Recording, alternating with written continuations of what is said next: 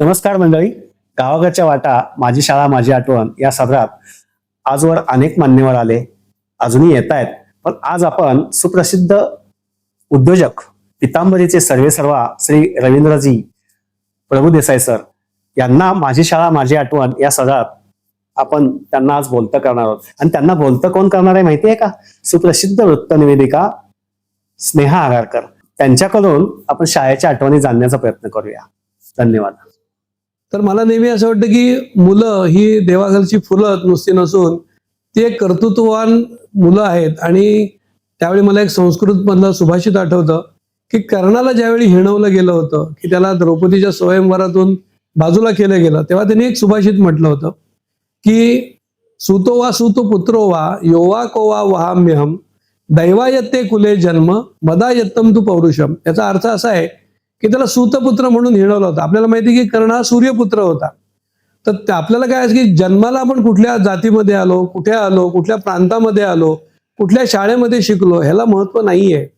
तर आपल्याला कोण व्हायचं आहे की मला क्रिकेटर व्हायचं आहे, मला उत्कृष्ट गायक व्हायचं आहे, मला उद्योजक व्हायचं आहे, मला संगीतकार व्हायचं आहे, मला शास्त्रज्ञ व्हायचं आहे, हे मुलांना जर का तुम्ही त्याच्याकडे लक्ष दिलं आणि ते न ढळू देता जर का आपण हे सातत्याने आपण करत राहिलो तर आपल्याला 50 वर्ष 60 वर्ष आयुष्याची असतात. घाई गडबड करून काहीतरी आपले मित्र काहीतरी करतायत म्हणून त्यांच्या मागे धावण्यामध्ये काही अर्थ नाही. तर हे करण्यासारखं आपल्याला जसा तो जगत जेता किंवा एक जगातला सर्वोत्कृष्ट धनुर्धारी झाला तसे तुम्ही पण होऊ शकता. आणि ते जर का तुम्ही सातत्याने प्रयत्न केलेत आणि जिद्द, मेहनत आणि प्रामाणिकपणा जर का ठेवलात तर मला असं वाटतं की उद्याचा कर्ण हा तुमच्यामध्ये लपलेला आहे. बरेचदा आपण स्वतःला खूप असे छोटे समजत असतो की मी काय करू शकणार, माझे आई वडील लहान होते, तर माझे वडील सुद्धा रेल्वेतच होते. पण ह्या इथले जे काय सह्याद्री पर्वत आहे, इथल्या नद्या आहेत, तर ह्या परंपरा म्हणजे आपल्याच परंपरा आहेत असं जर का आपण एकदा मानलं तर आपल्याला मोठ्या गोष्टी करता येतात. मित्र नमस्कार. माझी शाळा माझी आठवण या आपल्या आवडत्या सदरात आज आपण भेटणार आहोत पितांबरी उद्योग समूहाचे व्यवस्थापकीय संचालक, उद्योगरत्न आणि डिलीट पदवीने सन्मानित श्री रवींद्र वामन प्रभुदेसाई सरांना आमच्या या कार्यक्रमात तुमचं स्वागत. धन्यवाद. आजच्या या कार्यक्रमात आपण शाळेविषयीच्या आठवणी जाग्या करणार आहोत. तुम्ही सगळ्यात पहिल्यांदा शाळेत कुठच्या गेलात आणि शाळा म्हटल्यावर आपल्याला काय आठवतंय? मला आठवते ते एकदम म्हणजे तुम्ही आज जी शाळेविषयी बोलायला मला जे एक संधी दिली आहे, सगळ्यात मला वाटतं की आयुष्यातला तो चांगला कालखंड जो होता तो शाळेमध्येच गेला होता. कॉलेजमध्ये सुद्धा एवढी कधी मजा आली नाही, एवढी शाळेमध्ये आम्ही धमाल केली. बरं. आणि ते पुन्हा एकदा नॉस्टॅल्जिक होताना आणि 50 वर्ष मागे जाताना मला खूपच आठवणी अशा सगळ्या दाटून आल्यात. पण मला चांगलं आठवतं की मॉन्टेसरीला माझी मोठी बहीण गेली होती.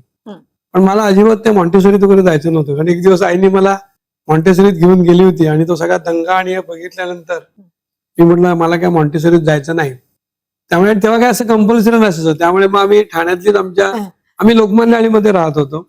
ठाण्यातला जो मुंबई रस्ता आहे किंवा सेंट जॉन बाप्टिस्ट हायस्कूल सगळ्यांना माहिती असेल, तर त्याच्या पलीकडेच लोकमान्य आळी की जिथे लोकमान्य टिळक घेऊन त्यांनी 1921 साली तिथे आमचा सार्वजनिक गणेशोत्सव चालू केला होता. प्रसिद्ध आहे ती. प्रसिद्ध आहे. तर त्याच्या बाजूलाच ब्राह्मण विद्यालय ही माझी शाळा. आणि त्याचं चांगलं असं होतं की शाळेची बेल वाजली की आम्हाला घरी ऐकू यायची आणि बेल वाजली की आम्ही शाळेमध्ये जायचो. त्यामुळे 1ली ते 4थी ब्राह्मण शिक्षण मंडळाचे ब्राह्मण विद्यालय आणि 5वी ते 10वी महाराष्ट्र विद्यालय, ती पण ब्राह्मण शिक्षण मंडळाची शाळा होती. ती थोडीशी पुढे रांगणेकरांचं जे घर होतं किंवा दगडी शाळा तिथून एकदम ते जवळ होती. ते शाळा वॉकेबल होती, त्याच्यामुळे काही प्रश्न नव्हता. बरोबर. मराठी माध्यमात? मराठी माध्यम पूर्ण. आम्हाला कधी इंग्लिश माध्यमाचा प्रश्नच नव्हता. म्हणजे राष्ट्रीय स्वयंसेवक संघाचे सगळे स्वयंसेवक बाबा वगैरे असल्यामुळे मराठी, आणि तेव्हा इंग्लिशचा फॅड पण नव्हता एवढा. पण मग 1ली ते 4थी इयत्तेमध्ये आपण काय काय मजा करायचा शाळेमध्ये? म्हणजे काय ते खूपच धमाल. मला चांगला ती सगळ्या त्या पहिलीमध्ये मला मिराशीबाई होत्या, दुसरीमध्ये मेंदळेबाई होत्या, तिसरीमध्ये नेवाळकरबाई होत्या आणि 4थीमध्ये आठवलेबाई होत्या. म्हणजे अगदी त्या सगळ्या, आणि सगळ्या शिक्षिकाच होत्या. शिक्षक 1ली ते 4थी नव्हतेच. आणि 1लीमध्ये पण खूपच मजा होती, म्हणजे मुळाक्षर वगैरे सगळी. तर मला 3री मधली एक अशी म्हणजे खेळायचं, म्हणजे अर्ध वेळ शाळा आणि अर्ध मागच्या बाजूला मैदान होतं. त्या मैदानामध्ये लंगडी खेळा, तुम्ही कधी शिवाशिवी खेळा, खो खो होता. असे सगळे म्हणजे खेळच खेळायचे असं एक होतं. आणि त्याला काय होतं, आणि वरच्या बाजूने जिना आणि परत ते सगळे मुख्याध्यापकांची खोली आणि त्याच्याकडनं पुन्हा मागच्या बाजूने उतरायला असं होतं. त्यामुळे शाळेमध्ये धावपळ करायचं, पण कोणी शिक्षक वगैरे आले मध्ये किंवा मुख्याध्यापकांनी लपून जायचं, कारण त्यांच्या इकडनं जाताना खोली समोर गेलं की पकडायचं ते. म्हणजे ते काय त्यांना ते धावपळ वगैरे आवडत नसायची. बरोबर. खूपच मजा. म्हणजे आणि दुसरं काय मला गंमत आठवते, डबा वगैरे भानगड नव्हती. म्हणजे आम्ही सकाळची शाळा होती आमची हा. आणि 9:30 वाजले की आई तिकडे तयारच करून ठेवायचे जेवण. आम्ही धावत जायचो, कारण जवळच होतं मागच्या बाजूलाच घर. हा. पटापट जेवण करायचं आणि परत शाळेत यायचं. त्यामुळे डबा वगैरे काय भानगडत नाही, ताटं वाढून ठेवलेली असायची. ते मला ते चांगलं आठवत आहे की, कारण आता डबा वगैरे देणं काही पोटभर खाता यायचं नाही, एवढे डबे असायचे. आणि त्यावेळी मुलांची डिमांड पण नव्हती एवढी. म्हणजे आता मुलांचं आम्ही खेळायचो भरपूर, त्याच्यामुळे मला चांगलं आठवतं की भुका चांगल्या होत्या आमच्या. आणि बाकी सटर-फटर हा, नाही मिळतच नव्हतं काय, सटरफटर नाहीच काही. बरोबर. दिवाळीला वगैरे काय चिवडा लाडू वगैरे काय करत असतील तर तसंच असायचं. खरंय. पण मग शाळेतल्या बाईंचे आणि तुमचे मायेचे बंध कसे होते? कारण तेव्हाचे शिक्षक खूप मायाळू होते. हो, मायाळू असायचे, पण काय असायचं तुझं सिलेबस पण असतं ना, किंवा मुळाक्षर सगळी. हा. आणि माझं अक्षर अत्यंत वाईट होतं. त्यामुळे अक्षरावरनं मला खूपच ओरडा बसलेला आहे. म्हणजे अच्छा. पहिल्यापासून अक्षर म्हणजे कदाचित असं ते आलं की डॉक्टर वगैरे होणार की डॉक्टरांची अक्षर ते केवीच ना वाचता येत नाही, त्यामुळे असं चिडवायचं मला की हा बहुतेक डॉक्टर होणार. पण ते काय, मला काही मेडिकलचं वगैरे काय एवढी आवड नव्हती. आणि मिराशीबाई ज्या होत्या अत्यंत प्रेमळ होत्या. त्या अगदी त्या सगळे काही नाही आलं गृहपाठ लिहून देणार, म्हणजे आम्ही ते लिहून आणायचो, ते विसरायलाच व्हायचं. मग आया सगळ्या एकमेकांना ओळखत असायच्या आणि तेव्हा काही मोबाईल फोन वगैरे नव्हते. बरोबर. आणि मुलांना नेता घरी घेऊन जाताना हा. त्यावेळी ते काय गृहपाठ होता तो सगळा लिहून घेऊन मग ती मॅनेजमेंट पण माहिती नव्हती की वहीच्या मागच्या बाजूला टाइम टेबल लिहा, हा. मग ती कवरं घाला सगळी, मग ते सगळ्या वयांना कवरं. आणि आमच्याकडे काय होतं की लोकमान्य शाळेमध्ये मला ते खूप चांगलं आठवतं की पुस्तकं जी होती ना, हा. ती म्हणजे अशी 5 लोकांकडे अशी ती ट्रान्सफर व्हायची. तेव्हा तशी पद्धत म्हणजे छाया जोशी ही माझ्या मोठ्या बहिणीपेक्षा मोठी आहे 1 वर्षांनी. मग तिची पुस्तकं मेधा घेणार, मग तिचा धाकटा भाऊ होता संजू, मग तो ती पुस्तकं घेणार. संजूकडनं ती पुस्तकं माझ्याकडे यायची, मग तिकडे खाली तो नंदू कोकटेकडे जायचे आणि तिकडनं माझ्या धाकट्या बहिणीकडे यायची आणि मग ती रद्दीमध्ये जायची. काय सांगता काय? 5 वेळा वर्ष आम्ही ती एकच पुस्तक वापरायचो. खरोखर. आणि मग ते गंमत दुसरी, माझ्याकडनं खाली गेलं की जाऊन तक्रारी असायची, कारण मी त्या चित्रात त्यांना मिशा वगैरे जे फोटो असायचे ना, काय काय मार्किंग, हा, तर ते त्याला असं काय काय काढलेलं असायचं. त्यामुळे खूप अशी गमती जमती त्या, पण असं ते मजा होती त्यांच्या. कोणी कोणी अशा कॉमेंट लिहिल्या असायच्या. खरंय.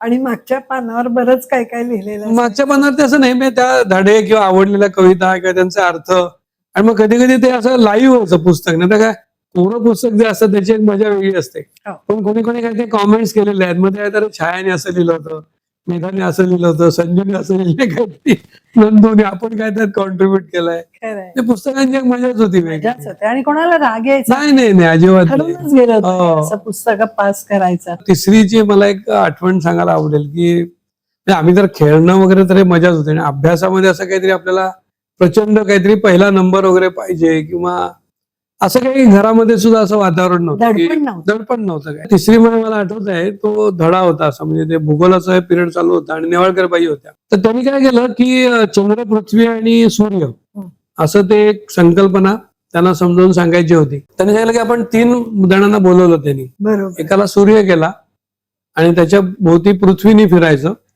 आणि पृथ्वीच्या भोवती चंद्र. फिरायचं. तर मला त्यांनी सूर्य केलं होतं, रवी नाव होतं त्याच्यामुळे तू सूर्य, मी मध्ये उभा राहिलो.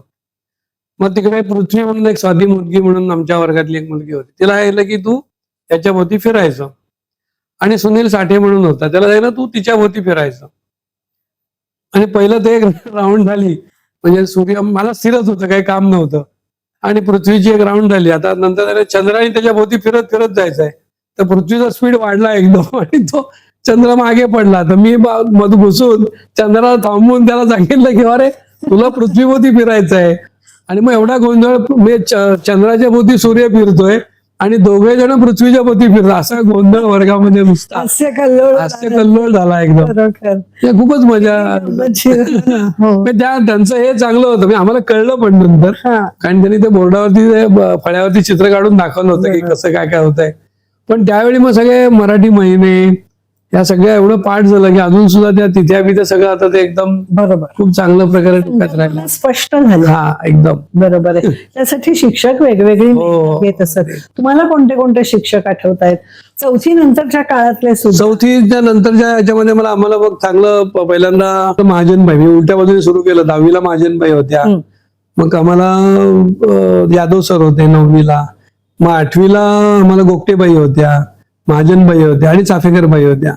त्या सगळ्यांची नावं अजून आणि आम्हाला नंतर आम्ही 10वी नंतर सगळ्यांकडे जात पण होतो. बरोबर आहे. एक भेटल्यानंतर. आणि तो आमची जी पी होती ना 78ची आमची 10वीची बॅच, तर त्यावेळी मॅक्झिमम जण 70% मिळून याच्यामध्ये आलेले आणि 2 जण बोर्डात येणारे अगदी जवळ आलेले, अशी ती बॅच म्हणजे एकदम अभ्यासाच्या याच्यामध्ये खूप चांगला प्रगती केलेली. आणि 78ची जी बॅच होती ती सगळ्या शिक्षकांच्या लक्षात राहिलेली बॅच असं होतं. आणि मला वाटतं की आम्हाला इंग्रजी नंतर आलो, म्हणजे 5वी पासून इंग्रजी आलं. आणि तिथे त्या गोगटेबाई होत्या. तर तिथे मला कधीच असं वाटलं नव्हतं की आपल्याला इंग्रजीमध्ये आपल्याला पहिला नंबर येईल. 100 पैकी 95 मार्क. नंतर मला कुठल्याच विषयात कधी एवढे मार्क मिळाले नाहीत. एवढा असा आनंद झाला कारण कधीच एवढे मार्क मिळालेले नाहीत. आणि अचानक इंग्रजी सारख्या सब्जेक्टमध्ये आपल्याला पहिला नंबर येतो म्हणजे खूपच कौतुक घरच्यांनी पण केलं. आणि एक शिक्षणाबद्दलची एक ओढ घ्या. आपण जर का अभ्यास केला बरोबर, आपण जर का लिहिलं, आपल्याला पण मार्ग चांगले मिळू शकतात असा एक विश्वास त्याच्यामुळे म्हणा. आणि त्या नवीन शब्द पाठ करून घ्यायच्या, त्याच्यानंतर सगळे वाक्य, म्हणजे मेहनत घेणाऱ्या खूपच होत्या. गोगटेबाई मला अजून सुद्धा त्यांची आठवण येते. आणि अशी हिंदू मूर्ती आणि छान शिकवायच्या. बरोबर आहे. आपुलकी होती. आपुलकी प्रचंड. आणि पटसंख्या कमी असल्यामुळे शिक्षकांचे आणि विद्यार्थ्यांचे बंध चांगल्या पद्धतीने. आणि दुसरा एक मला फायदा काय होता, माझी बहीण 2 वर्ष आधी त्याच शाळेत होती. त्यामुळे सगळे शिक्षक आम्हाला असं विचारायचे की तू मेधाचा भाऊ ना. म्हणजे त्या सगळ्या बहिणी ज्या होत्या ह्या सगळ्या स्त्री शिक्षका त्या मैत्रिणींसारख्या त्यांच्यावर असायच्या. त्यामुळे हिचा भाऊ असं त्यांच्या डोक्यात असायचं. आणि मग आमच्याकडे जरा वेगळं लक्ष पण त्या देत असत. अगदी बरोबर. अरे हा मेधाचा भाऊ आहे असं. सर, बऱ्याचदा मुलं कंटाळतात. शाळेत विज्ञान, गणित, इंग्लिश, कंटाळवाणे वाटणारे बरेचसे विषय असतात. नागरिक शास्त्र, हे सगळं शिकवताना जर शिक्षक चांगले नसले तर बऱ्याचदा मुलांना कंटाळा येतो. पण तुम्ही या सगळ्या विषयांच्या बाबतीत खूप रंजक पद्धतीने सांगता. तर तुम्हाला या विषयांचा वास्तव जीवनात कसा उपयोग होतो हे कसं सांगता येईल? मी कधी ना, म्हणजे काही जण पाठांतर करणारी मुलं असतात, म्हणजे आणि काही जणांना आपल्याला ते ज्ञान हवं असतं. तर माझं काय असायचं की आपल्याला समजलं पाहिजे. त्यामुळे एकदा ते समजलं ना की मग ते पेपरात लिहायलाच मला कंटाळा होता. म्हणजे हे काय आता आपल्याला समजलेलं, हेच काय परत लिहायचं आणि याच्यातले काय मार्क मिळवायचे असं सुद्धा व्हायचं. त्यामुळे नेहमी शिक्षक म्हणायचे की तू कमी लिहितोस म्हणून. तर मला चांगलं आठवतंय की आता जे सगळे ते विषय आहेत मराठी, तर जर का शिक्षकाला, मी जर का शिक्षक असतो तर मी काय हे केलं असतं, तर मला नेहमी असं वाटतं की भूगोल जो आहे ना, तो भूगोल आपण तो वेगवेगळ्या प्रकारे शिकवला पाहिजे. की आपल्या राज्य किती आहेत, मग महाराष्ट्रामध्ये हापूस आंबा होतो किंवा आंबे मोर तांदूळ होतो किंवा इंद्रायणी सुगंध तांदूळ आहे, मग तो आपण वेगळ्या ठिकाणी कसा विकला पाहिजे. मग वेगवेगळी राज्य कशी आहेत, मग बाजूला कर्नाटक आहे, मग खाली गुजरात आहे, मग इकडच्या बाजूला आंध्र प्रदेश आहे किंवा इकडे मध्य प्रदेश आहे. मग मध्य प्रदेशांमधून आपण काय आणलं पाहिजे, मग आपली लोकसंख्या किती आहे, की आपले रेल्वे किंवा बसेस कशा कुठे कुठे जातात. म्हणजे हे जर का आपण मुलांना भूगोलात पद्धती आणि त्याचा व्यवसायासाठी घ्यायचा उपयोग कसा आपल्याला पुढे होणार आहे. तुम्ही नोकरी करा किंवा काही करा, किंवा विमानाच्या तर का त्याला विमानतळ दाखवले की पटापट आपल्याला जायचं असेल तर तुम्ही जे 12-12 तास जाता त्याच्या 1 तासातच तुम्ही त्या ठिकाणी पोहोचू शकता. तर असं आपण भूगोल शिकवायला पाहिजे असं मला वाटतं. भूगोलाचं बघता नेहमी इतिहासाचं आपण बघतो. इतिहासाच्या काय सगळ्या सणावळ्या असतात की हे छत्रपती शिवाजी महाराज कुठे जन्मले, मग शहाजी महाराज, मग संभाजी महाराज, मग राजाराम महाराज. मला असं वाटतं की जे त्यांनी मराठी शाही निर्माण केली, पितांबरी हा कसा आपण ब्रँड निर्माण केला असं आपल्याला वाटलं नाही की त्यांनी हिंदवी स्वराज्याची स्थापना केली. मग आपण एखादा छोटा, आपण काय छत्रपती शिवाजी महाराजांमुळे आपण मोठे नाही, पण आपण एखादं असं प्रॉडक्ट किंवा असं की जे जगामध्ये सगळीकडे किंवा भारतभर आपण ते नेऊ शकतो. आणि जसे त्यांचे 350 किल्ले होते तसं आपले 350 प्रॉडक्ट होऊ शकतील का, असा माझ्या मनामध्ये नेहमी यायचं. आणि आपली जी काय मराठी शाही 200 वर्ष चालली, तर पितांबरी ब्रँड आपल्याला 250 वर्ष आपण करू शकतो का 100 वर्ष आपण तो टिकवला पाहिजे, अशी प्रेरणा मला नेहमी वाटत असे. आणि मग त्यांची जी दूरदृष्टी अत्यंत छत्रपती शिवाजी महाराज धूर्त होते. कारण 7 प्रकारच्या शाळांबरोबर, तर मला पण नेहमी आठवत आहे की पितांबरी बरोबर आमचे जे सप्लायर्स असायचे, आमचे जे कॉम्पिटिटर असायचे, तर अशा पण आपल्याला खूप काही त्यांच्याबरोबर ही प्रेरणा असते की आपल्याला हे कुठून आलं, तर छत्रपती शिवाजी महाराजांचं रक्त माझ्यामध्ये आहे, हे प्रभुदेसाईंचं रक्त माझ्यामध्ये आहे, आणि आपलं एवढी महान परंपरा आहे, तर आपण सुद्धा उद्योग करू शकतो. बरेचदा आपण स्वतःला खूप असे छोटे समजत असतो की मी काय करू शकणार, माझे आई वडील लहान होते, तर माझे वडील सुद्धा रेल्वेतच होते. पण ह्या इथले जे काय सह्याद्री पर्वत आहे, इथल्या नद्या आहेत, तर ह्या परंपरा म्हणजे आपल्याच परंपरा आहेत, असं जर का आपण एकदा मानलं तर आपल्याला मोठ्या गोष्टी करता येतात. गणिताच्या बाबतीत सुद्धा नेहमी असं ते सांगायचे की बाबा एखादं हा असायचा का नेहमी की ते स्कीम लावायचे, म्हणजे कापडाचं तू उदाहरण असायची की एक कापड समजा त्याला डिस्काउंट देऊन जर का ते 20% केलं तर त्याला प्रॉफिट किती मिळेल. तर आम्ही म्हणा आमच्याकडे असंच करतो, तर आपण काय त्या गणिताकडे लक्ष देतो, पण हा व्यापारी कसा नफा मिळवतो, आणि हे गणित आपल्याला जर का पक्क माहिती असेल, अंकगणित, तर त्याच्यावरती स्टॅटिस्टिक्स पण आहे. तर माझं केमिस्ट्री आणि स्टॅटिस्टिक्स हे विषय होते, आणि मला त्या रसायनशास्त्राची अत्यंत आवड होती. आणि या रसायनशास्त्राचा एक दुसरा असं मला नेहमी की लिक्विड आहेत, तर लिक्विड जे असतात ना, ही सॉलिड वस्तूंपेक्षा तुम्हाला हँडल करणं सोपं आहे, कारण तुम्हाला फिजिकली वस्तू उचलून दुसरीकडे न्यायला लागतात. तर रसायनाचं काय असतं की पंपाच्या द्वारे तुम्ही काही करू शकता. आपण बघतो आजकालच्या मोठ्या मोठ्या पेट्रोलियम कंपन्या असतात, तर सगळं ते रसायनांमध्ये जर का आपण हे केलं, तर आपण आता बघतोय की आपण ते काही उसाच्या पासून आपण इथेनॉल करतो, आणि इथेनॉल आता पेट्रोलियम मध्ये आपण वापरलं जातं, आणि ते आपलं जवळजवळ 20% म्हणजे 20,000 कोटी रुपये आपले वाचतात. म्हणजे हे इथेनॉल हे उसापासून तयार होणार, आणि ते पेट्रोलियम ह्याच्यामध्ये मिक्स केलं जातं. तर ह्या ज्या गोष्टी जर का आपल्याला रसायनशास्त्र असताना किंवा हे शिकवत असताना जर का मुलांना संकल्पना कळल्या, तर त्याचा खूप जास्त चांगल्या प्रकारे आपण ते करू शकत असतो, उपयोग झाला असता असं मला नेहमी वाटतं. आणि हा जो मराठी जर का आपण मराठी भाषा आपल्याला काय वाटतं, तसं मराठीची चर्चा करतो की मराठी हे मृत होत चालली आहे, पण तुम्ही जर का बघितलं की मराठी एवढी फ्लेक्झिबल किंवा ही एकदम लवचिक भाषा, तर आमचे सगळ्या स्लोगन जे आहेत, तर बायको गेली माहेरी काम करी पितांबरी, हे अजूनही पितांबरी म्हटल्यानंतर बायको गेली माहेरी काम करी पितांबरीच म्हणणार. आणि ते कीर्तनकारांपासून ते अगदी मोठ्या मोठ्या म्हणजे नेत्यांपर्यंत सगळे बायको गेली माहेरी काम करी पितांबरी स्लोगन वाद किंवा पचेल तर सुचेल, म्हणजे अत्यंत कमी शब्दांमध्ये गंमत आणून अशा स्लोगन बनवता येणं हे मराठीचं वैशिष्ट्य आहे. पण असं कोणी ते कमर्शियलाइज मराठी करायला पाहिजे कोण सांगतच नाही, त्यामुळे तुमची मराठी मागे जाते. तुम्हाला काय मराठी हे फक्त काहीतरी लेख कविता वगैरे अशासाठी नाही, आता उखाणे आपले म्हणी किती सुंदर आहेत. तर याचा आपण कमर्शियल जर का तर 15 कोटी नाही, मला असं वाटतं की जगातली 7वी भाषा आहे मराठी, आणि जगभर सगळीकडे मराठी लोक गेले, त्याचा अजूनही आनंद त्याचा घेत असतात. आणि हास्य जत्रा वगैरे आपण ते कार्यक्रम बघतो, चला हवा येऊ द्या, तर त्याच्यामध्ये जी मराठीची गंमत आहे, याच्या कुठल्या इंग्रजी भाषेमध्ये की कुठल्या भाषेमध्ये आहे अजिबातच नाही येते. तर हा जर का आपण त्या भाषेचा जर का आपण उल्लेख केला आणि त्याचा जर का आपण कमर्शियलाइज केलं, तर खूप चांगलं होऊ शकतं. आणि मला संस्कृतचं सुद्धा खूप असं नेहमी कौतुक वाटतं की संस्कृत बोली जी सुभाषित होती ना, ती मला खूप आवडायची, आणि अजूनही मी भाषणांमध्ये वगैरे संस्कृत बोली सुभाषित वापरतो. तर हे जरा सुभाषित बघा की आशा नाम मनुष्याणाम काचित आश्चर्य शृंखला बद्धाया प्रधावंती मुक्ता तिष्ठन्ति पंगुवत. या सुभाषिताचा अर्थ असे की आशा, आपण म्हणतो ना की ते आशा हे गाणं पण खूप फेमस झालं होतं. म्हणजे सगळं जग हे ते उद्याच्या आशेवरती जगत असतात. आपण विद्यार्थी सुद्धा आपल्याला खूप मोठं व्हायचं आहे, या आशेवरतीच आपण शाळेमध्ये जातोय. तर ही आशा ही जर का बेडी त्या सुभाषितकारांनी म्हटली, बेडीचा अर्थ काय होतो की बेडी तुम्हाला स्थानबद्ध करते, पण आशा तुमच्या एकदम पायात जर का तुम्ही लावलीत की तुम्हाला फिरण्याची, आपण भिंगरी म्हणतो, म्हणजे ही जी काय आशेची बेडी आहे ही तुमची जर का भिंगरी ठरली तर तुम्हाला कधीच ती स्वस्त बसायला देणार नाही. आणि ही आशा कधीही आपल्या आयुष्यातून किंवा आपल्या चिंतनातून म्हणजे निराश एकदा तुम्ही झाला तर तुम्ही काहीच करू शकत नाही. पण आशेवरतीच जग जगत असतं, आणि तुम्ही कितीही मोठे होऊ शकता, तुम्ही जे ठरवाल ते तुम्ही होणार आहात, याचा आपण विचार केला पाहिजे. तर माझं जर का बघितलं तर मध्यमवर्गीय आणि रेल्वेमधल्या एका क्लार्कचा मुलगा, पण तो जर का उद्योगामध्ये जर का एवढी मोठी भरारी घेऊ शकतो, पितांबरी सारखा ब्रँड तयार करू शकतो, तर तुमच्यामध्ये सुद्धा हे पोटेन्शियल असं मला वाटतं. तर त्यामुळे कुठेही स्वतःला कमी लेखू नका, आणि हे विषय शिकत असताना आपण याचा उपयोग करून आपण किती मोठे होऊ शकतो. उद्योगातच असं नाही, तुम्ही संशोधनामध्ये पण जाऊ शकता, तुम्ही लेखक होऊ शकता, महान कवी होऊ शकता, गायक होऊ शकता. तर आपण कोण, मी कोण हे आपण ओळखलं पाहिजे, आणि त्याच्यातून आपण खूप मोठं होण्याचा प्रयत्न केला पाहिजे. म्हणजे हे सगळं आपण जेव्हा आपण म्हणतोय की बाबा हे सगळं शक्य झालं, तर हे जे काही शाळेतले शिक्षक मिळाले किंवा शाळेतलं ज्ञान हे कमी ह्याचं नाहीये.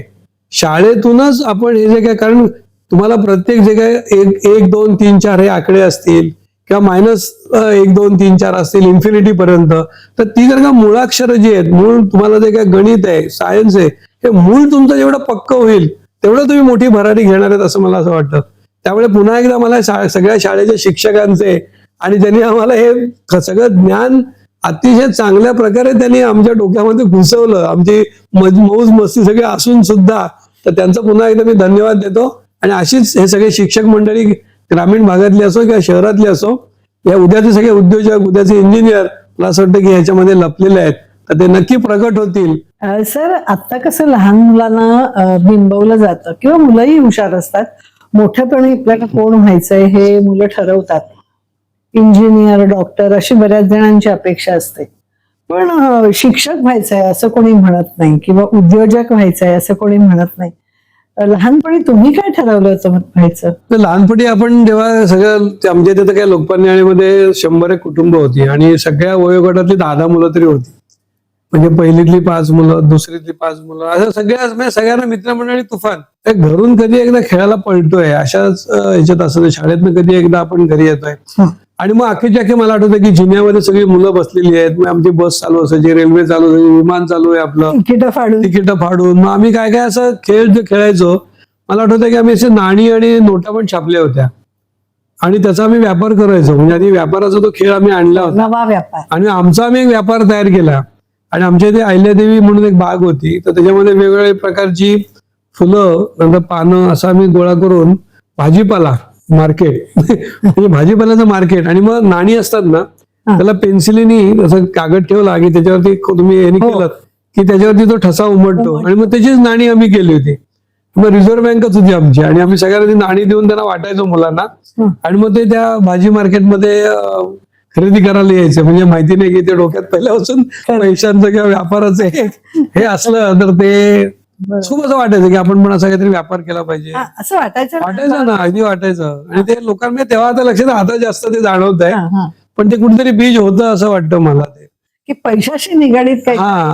नाही, व्यापार म्हणजे ते असं, ते सगळे चर्नी रोड वगैरे असं, ते तुम्हाला माहिती आहे, तुम्ही व्यापार खेळात की नाही माहिती मला, तर ते 4 जण बसतात आणि मग ते निनाळी स्टेशन विकत घ्यायची, प्रत्येकाकडे नोटा असतात, बरोबर. भीक लावून आपण आणि काही जण ते बँकर व्हायला बघतात, कारण बँकरला काहीच काम तसं हे नसतं, त्यांनी नोटा द्यायच्या असतात. मला कधी बँकर वगैरे व्हावं नाही वाटलं. बरोबर आहे, व्यापारात जास्त. येस सर, आपण शाळेत म्हणजे अभ्यासात कधी पहिले आलायत का, किंवा आपल्याला कुठली पारितोषिकं मिळालीत का, सत्कार झालाय का? नाही, मला कसे होतात आपण? मला एकदम खेळाचीच आवड होती, आणि सगळ्या आमच्या धावण्याची जी काही हे असेल किंवा लंगडीचा कॅप्टन होतो. क्रिकेट वगैरे आमच्या इथे आम्हाला शाळेला मैदान नव्हतं, ते आमचं एक दुर्दैव होतं की 5वी ते 10वी शाळेला आम्ही पास झाल्यानंतर मागचं ते हायसिनचं एक असं हे होतं डबकं, तिथे खूप छान मैदान झालं, पण तो पण आम्ही गच्चीमध्ये वगैरेच खेळत होतो. पण लंगडीच्या टीमचा मी कॅप्टन होतो, मला चांगलं आठवतं. आणि 10वी धावण्यामध्ये पहिला नंबर, लांब उडीमध्ये 2रा आणि गोळाफेक मध्ये 3रा, असं मला ते बक्षीस मिळाली होती. आणि दुसरं एक काय असं की शिक्षक आहेत ना, तर त्यांच्यावरती आपला विषय कसा आपल्याला आवडणार हे अवलंबून असतं. ते बरंच मला नेहमी असं हे व्हायचं की मला विचारलं की तुला कुठलं, तर मराठी भाषेला मला दातारबाई म्हणून होत्या, त्या आल्या ना की असं पुस्तक ठेवून द्यायच्या आणि त्याच्याबद्दल ज्या बोलायला लागायच्या 35 मिनिटं अजिबात त्या थांबायच्या नाहीत. आणि मला मराठीचं एवढं 10वी हे झालं, म्हणजे आम्हाला ती तुझं हृदयंगम रवे विहंगम भाट सकाळी आळविती तरुतिरीचे पल्लव चामर चाळविती, हे गोदावरीचं वर्णन आहे. तुझ्या प्रवाही बाल रवी जण अरुण करी जय संजीवनी जननी पयोदे श्री गोदे भव तापहरी. म्हणजे हे कविता मी अशा पाठ होऊन जायच्या. तर त्यांचं रसग्रहण वगैरे असं 10वीला होतं आम्हाला. आणि त्याने मला सांगितलं की ज्ञानेश्वरीचं एक हे होतं आम्हाला, तर ज्ञानेश्वरीचं तुम्ही रसग्रहण ज्ञानेश्वरीचं करा. तर मी त्याचं लिहून ते असं, आमच्या इथे काय घर लहान होतं आमचं, तर मागे गॅलरी होते, तिथे जाऊन मी लिहित बसलेलो छान. माझं अक्षर चांगलं नाही, मग मेधाकडनं लिहून घेतलं आणि तिचं अक्षर चांगलं होतं आणि मी तो लेख दिला तिकडे. आणि नंतर माझा मित्र धावत आला, अरे रवी तुझा लेख तिकडे नोटीस बोर्डावरती लागलाय. म्हटलं काय बोलतोस काय. म्हणजे त्या सगळ्या सुपेकर म्हणून होती, साळवी म्हणून होती, या सुनील साठे, म्हणजे सगळी हुशार मुलं. बरोबर. आमचा 10च्या खाली नंबर, 11वा 12वा नंबर, कधी बाबा पहिला नंबर वगैरे असा येणार असं कधीच वाटलं नव्हतं. आणि ते सगळेजण तो आपला रसग्रहण ते लिहित आहेत आणि मी खूप छान त्याचं एकदम हे केलेलं होतं. म्हणजे आपण पण जर का मेहनत घेतली, आपण जर का काही चांगल्या प्रकारे आपण लिहिलं तर ते लोक अप्रिशिएट करतात. हा एक 10वीत असताना हा जो विश्वास आहे, बरोबर. किंवा खेळामध्ये सुद्धा आपण 3 पारितोषिक आपण मिळवलेत. आणि दुसरं आम्हाला एक यादव सर म्हणून होते, तर ते आणि आमच्या वेळी काय झालं होतं की नेहमीच असं 10वीच्या वेळेला अभ्यास खूप लवकर संपवतात, कारण 10वीच्या परीक्षा लवकर असतात मार्च मध्ये. प्रीमरी ही वगैरे झालेली होती 3री परीक्षा. तर त्यांनी आम्हाला सांगितलं की अरे त्यांनी काय सांगितलं की 10वी त्यांना दिसत होतं की हुशार मुलं सगळे घरी आम्ही शाळेत येतच नव्हती, तर आम्ही शाळेत रेग्युलर जातो, शाळा बुडवायची नाही. तर ह्या मुलांना करिअर काय, यांच्या मनामध्ये एक विश्वास निर्माण केला पाहिजे, अशा स्वरूपाचं यादव सरांचं एक हे होतं. मग त्यांनी आम्हाला सांगितलं की तुम्ही खेळात पुढे आहात, तुम्ही वेगळं काही लिखाण करता, तुम्ही काही नाटकांमध्ये वगैरे पण काही जण काम करायचे, तर हे सर्व विषयांमधली जी मुलं काम करणार असतात तर ती पुढे चमकतात. तेव्हा आम्हाला असं हे वाटलं की बाबा आपण काहीतरी करू शकतो. म्हणजे डॉक्टर इंजिनियर तुम्ही नाही झालात तरी सुद्धा हे माझ्या मनामध्ये अजूनही यादव सरांना मी धन्यवाद देतो, कारण ते अजून मला असं समोर दिसतात. अगदी बरोबर. आणि त्यांनी सांगितलं की तुम्ही खूप काही करू शकता, तर तुम्ही असं धरू नका की शाळेतले मार्कच हेच तुम्हाला पुढे घ्या. आणि खरंच माझ्या बाबतीत तर ते तसंच झालं की इंजिनियर पण काय मला होता आलं नाही, काय डॉक्टर पण होता आलं नाही. आम्ही त्याची काय, पण लक्षात आलं की एवढ्या प्रचंड विषय आज मुलं पण ऐकतायत, तर मला असं वाटतं की त्या इंजिनियर आणि डॉक्टर किंवा बँक ह्या पेक्षा सुद्धा आपल्या ज्या काही आवडीनिवडी ज्या आहेत ना, तर त्या जर का आपण काही उद्योग आपला किंवा आपलं काहीतरी करिअरसाठी, आता खूपच मार्ग आहेत. तेव्हा तर कॉमर्स, सायन्स, आर्ट्स, बरोबर. तेव्हा सुद्धा इंजिनियर आणि डॉक्टर हे 5च विषय असायचे, त्याच्यातच काहीतरी तुम्हाला करिअर करायला पाहिजे. तर आता एक नंबर ऑफ करिअरचे मार्ग आहेत. तर खूप हे केलं म्हणजे की आपण एखाद्या विषयाचा जर का खूप मनापासून अभ्यास केला, ज्ञान मिळवलं, त्याच्यात आपण काही स्किल आपलं स्वतःच निर्माण केलं, तर आकाश ठेंगणं आहे असं मला वाटतं. आणि खूप साऱ्या गोष्टी आज आपल्या समोर आहेत घडण्यासाठी. पण आता तुम्ही म्हणालात तसं की शिक्षक जर उत्कृष्ट असतील, धीर देणारे असतील, अगदी. किंवा विद्यार्थ्याच्या मनात विश्वास निर्माण करणारे असतील, तर एवढा मोठा जगमान्य मोठ्या पदावर पोहोचून सुद्धा शिक्षकांचे ते बोल तुम्ही विसरत अगदी, नाही अगदी. आणि तुम्हाला आत्मविश्वास दिलाय. सर, आताच्या विद्यार्थ्यांचा बराचसा वेळ मोबाईलवर जातो. सगळ्या समाजमनावरच मोबाईलचं गारूड आहे. त्यावेळेला ही अट्रॅक्शन्स कमी होती, किंबहुना नव्हतीच. दूरदर्शनही फार उशिरा आला असेल. तर आताच्या विद्यार्थ्यांसाठी काय सांगाल तुम्ही की मोबाईल किंवा मीडियाकडे किती वेळ द्यावा, किंवा अभ्यासासाठी किंवा सिरियसली आपल्या करिअरसाठी आज वेळ देणं किती महत्वाचं आहे? मोबाईल हा तर आमच्या वेळेमध्ये विषयच नव्हता. तेव्हा थोडस फक्त तो टीव्ही आलेला होता आणि टीव्हीला इडियट बॉक्स असं त्यावेळी म्हटलं जायचं. पण मला असं वाटतं की हा एक थोडा संशोधनाचा पण विषय आहे. म्हणजे आपण मोबाईल किंवा टीव्ही तर नाहीच, मोबाईल हा आपण कशासाठी वापरतो, आपण अभ्यासासाठी किती वापरतो, करमणुकीसाठी किती वापरतो, आपल्या मित्रमंडळांशी संपर्क करण्यासाठी, त्यांच्याशी गप्पा मारण्यासाठी किती वापरतो. कारण आता काय एकच मुलं असतं, बरोबर, 2 मुलं, 3 मुलं. आमच्या वेळेस सगळ्या घरांमध्ये किमान 2 मुलं तर असायचे. मला असं वाटतं की मुलं म्हणजे आता तिकडे मागे बघण्यामध्ये बघून जेव्हा आम्ही बघतोय की आपल्या आवडीने निवडी काय होत्या, आणि जर का पुन्हा रिवाइंड करून पुन्हा पिक्चर चालू करायचा झाला, तर असं मला वाटतं की प्रत्येक मूल हे वेगळं आहे. आणि त्या मुलाची परमेश्वराने, म्हणजे जेव्हा आता थोडं या वयामध्ये आल्यानंतर, की प्रत्येकाची निर्मिती एक मूल दुसऱ्यासारखं नाहीये. तर मी मुलांना असं म्हणेल की आपण आरशामध्ये जेव्हा बघतो तर आपण आपलं फक्त सौंदर्याकडे बघतो, पण आपलं वेगळे पण काय आहे, आपल्या आवडीनिवडी काय आहेत, आपल्याला काय करायला आवडतं, आपल्याला स्वयंपाक करायला आवडतो, आपल्याला फिरायला आवडतं, आपल्याला काही वस्तू तयार करायला आवडतात, आपल्याला काही व्यायाम किंवा आपल्याला काही ऍथलेटिक्सचा प्रकार आवडतात, सायकल आवडते, काय आवडतं. तर आपली जी आवड आहे तर ही अत्यंत महत्वाची आहे. आणि ती जी आवड आहे तीच व्यवसायामध्ये किंवा आपल्याला करिअरमध्ये करणं, असं आम्ही सगळ्यांना हल्ली सांगत असतो. तर आई वडिलांनी सुद्धा हे बघायला पाहिजे की आपल्या मुलाचं काय, त्याचं बाबा त्याच्या बोटांमध्ये स्किल आहे का, त्याच्या बोलण्यामध्ये त्याला स्किल आहे का, त्याला ऍक्टिंगचे काही त्याला अंग आहे का, त्याला रंगांची आवड आहे का. तर आता एवढ्या प्रकारच्या विविधता आहे, आणि मोबाईलमध्ये सुद्धा आपल्याला काय काय खूप बघता येतं की त्या जे काही मुलं असतात त्यांचे छंद वेगळे असतात, त्यांच्या आवडीनिवडी वेगळ्या असतात. तर ह्या जपल्या पाहिजेत असं मला वाटतं. आणि ह्याला खूप मोठं करून ते व्यवसायामध्ये किंवा आपल्या करिअरमध्ये आता वापरण्याच्या संधी अनेक उपलब्ध झालेल्या आहेत. तर ही जर का आपण बरोबर आपण ही पकडली 2-3 त्याच्यातल्या काही शॉर्टलिस्ट केल्या आणि मग त्याच्यातली एक आपण जर का फायनल केली तर मला असं वाटतं की खूप चांगल्या प्रकारे करिअर होऊ शकतं. मला एक ना गंमत शाळेतली आता एकदम आठवली. आपण आता चार्ज झाल्यासारखं झालंय की शाळेतच गेलो आता मी परत. आम्हाला 4थी मध्ये आठवलेबाई म्हणून होत्या आणि मला चांगलं आठवतंय की त्या मराठीचा पेपर दुरुस्त करताना लाल पेनाची शाई वापरायच्या आणि तो पेपर मग बघायला घरी देत असत की तुमच्या काय काय चुका झाल्या ते बघा. तर आता मराठी आपण चांगल्या प्रकारे बोलतो मराठी, पण त्यावेळेला ते ऱ्हस्व दीर्घ काही समजायचं नाही आणि निळ्या अक्षरापेक्षा, कारण आम्ही निळ्या शाईनी पेपर लिहायचो, तर त्यांच्या लाल खुणा एवढ्या असतात तर घरी आल्यानंतर सगळेजण मला आई म्हणायचं तुझं काय आहे काय हे लालच पेपर सगळा. आणि 9.5 मार्क मला मिळायचे. म्हणजे 25 आठवड्याची परीक्षा असायची तर 25 पैकी 9.5 मार्क नेहमी 9.5. म्हटलं निदान 12 तरी मिळतील 10 तरी मिळतील. ह्याचं कोणालाच कधी कोडं काय सुटलं नाही की 9.5 मार्क माझ्या नशिबात 9.5 होतं ते. आणि एवढी मजा यायची ते पेपर बघताना वगैरे. आणि मग ह्रस्वदीर्घाच्या अनेक गमती जमती पण त्याच्यामध्ये व्हायच्या. मग कधी मूर्तीच्या ऐवजी मुत्री वगैरे व्हायचं असं, म्हणजे काय काय खूपच गंमत. म्हणजे वर्ग नुसता म्हणजे असा धमाल असायची. पेपर तपासणं, ह्याच्यातून मनोरंजन पण आणि आपल्या चुका काय ह्या सुद्धा कळून जायच्या. पण कधी धोपटलं नाही का तुम्हाला शाळेत किंवा घरी? धोपटलं नाही. एकदा काय झालं, आमचे रसायनशास्त्राचे शिक्षक होते बागुल म्हणून होते आणि रसायनशास्त्राची पुस्तकं सांगितलं आणायची, तर आणली नाहीत आणि ते एकदम भडकले आणि तो नकाशाचा रूळच घेऊन आले. नकाशाच्या खाली वरती असतात.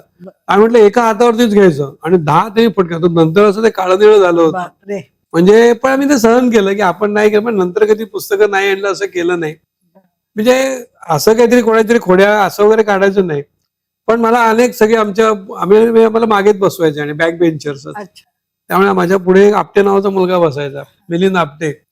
तर त्याचे केस आहे ना असे उभे राहायचे. तो मला बघताना ते मध्ये यायचं त्याचं स्पाइक्स त्याच्या डोक्यावर हात फिरवायचे येतो अजून भेटत मला काही त्रास द्यायचा असतो शाळेमध्ये असं तो अजूनही आठवण सांगतो. म्हणजे आणि मात्र मैत्री खूपच होती प्रत्येकाबरोबर. सगळे मुलं नावाने ओळखणं.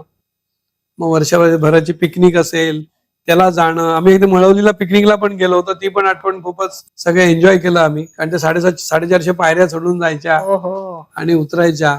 खूप शाळा हे म्हणजे अगदी आनंदाचा उत्सवच होता आणि नकळत आम्ही शिकलो आणि मजा करत शिकलो. ते शाळेचं कधी ऋण ते फेडता नाही येणार अशी आपल्याला म्हणता येईल.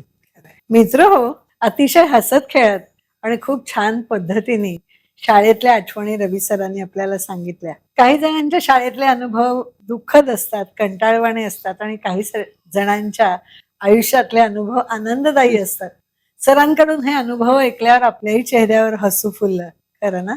पण त्यांच्या मागे खूप मोठी तपस्या आहे बरं का. एक मोठा उद्योजक म्हणून आज ते नावारूपाला आलेत. थोड्या नव्हे तर 20 देशांमध्ये पितांबरी प्रॉडक्ट जातात. आज योगायोगाने छायाचित्रकार भरत मोळावडे गावाकडच्या वाटा माझी शाळा माझी आठवण या त्यांच्या चॅनलशी बोलण्याची संधी मला मिळाली.